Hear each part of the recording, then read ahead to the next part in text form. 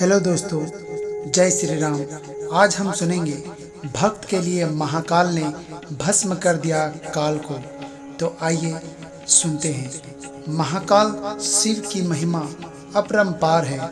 उन्हें प्रसन्न करने के लिए किसी खास प्रयास या पूजा पाठ की जरूरत नहीं होती, बल्कि सच्ची श्रद्धा और पूरे मन से किया गया प्रयास आपको भोलेनाथ की कृपा का पात्र बना सकता है।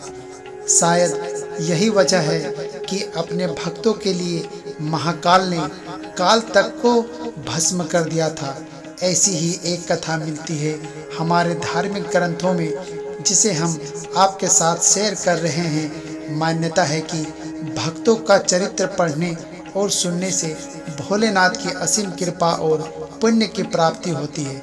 तो आइए जानते हैं भक्त के प्रति महाकाल की अगाध आस्था की जिस कहानी का हम जिक्र कर रहे हैं, वह स्वयं भगवान कार्तिकेय ने संतों को सुनाई थी।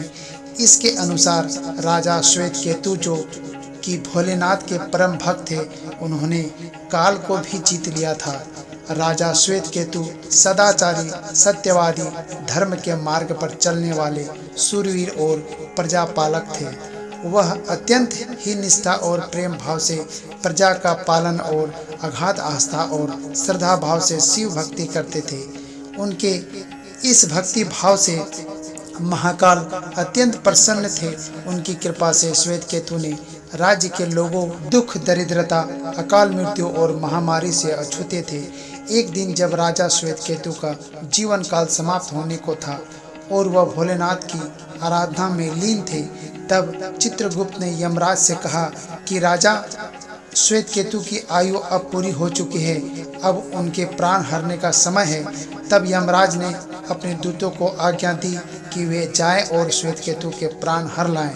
यमदूत राजा श्वेतकेतु के पास पहुंचे तो वह शिव मंदिर में थे। दूत बाहर ही खड़े हो गए। श्वेतकेतु गहरे ध्यान में थे।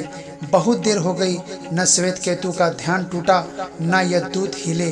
दूत बिना अपना काम किए खड़े रहे। जब वे वापस नहीं पहुंचे तो यमराज ने विलंब होते देखा तो काल दंड संभाला और खुद चल पड़े। दूतों ने आने में देरी होने के चलते यमराज स्वयं ही राजा श्वेतकेतु के प्राण हरने पहुंचे। लेकिन वहां उन्होंने देखा कि वह तो महादेव की साधना में लीन है। अब तो वह सोच में पड़ गए कि इसके प्राण कैसे हरे। उन्होंने सोचा कि यह अभी पूरी तरह शिव पूजा में डूबा है। इस स्थिति में शिव पूजा का उल्लंघन नहीं किया जा सकता। तब वह भी बाहर ही खड़े हो गए। उधर जैसे ही काल को इसकी सूचना मिली तो उन्होंने तलवार निकाली और शिव मंदिर में जाकर घुसे।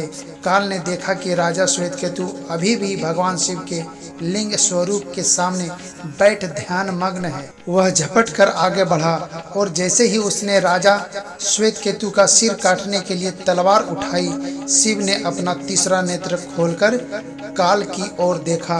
भोलेनाथ का तीसरा नेत्र खोलते ही काल वहीं राजा श्वेतकेतु के सामने जलकर भस्म हो गया। थोड़ी देर बाद जब राजा श्वेतकेतु का ध्यान टूटा, उन्होंने अपनी आंखें खोली तो राख में बदल चुके काल को देखा। उन्हें चिंता हुई कि यह कौन है और क्या है। श्वेतकेतु ने भगवान शिव से पूछा, हे भोलेनाथ, ये किसकी राख है? इसे किसने और क्यों जलाया?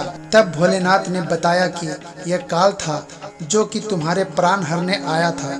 जीवन दान पाकर काल और यमराज ने कहा कि ऐसा जातक जो शिव जी के परम भक्त है, सच्चे मन और पूरी श्रद्धा से महाकाल की पूजा में लीन रहते हैं, सिर पर जटा और गले में रुद्राक्ष पहनते हैं, विभूति का त्रिपुंड ललाट पर लगाते और पंचाक्षर मंत्र का जप करते हैं, उन्हें कभी भी अकाल मृत्यु का ग्रास नहीं बनना पड़ेगा।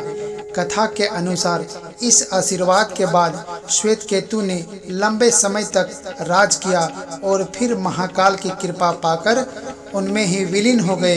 दोस्तों, वीडियो अच्छी लगी हो तो एक लाइक और चैनल को सब्सक्राइब जरूर कर लीजिएगा। तो चलिए फिर मिलते हैं अगले वीडियो में। तब तक के लिए अपना ख्याल रखिएगा। जय श्री राम।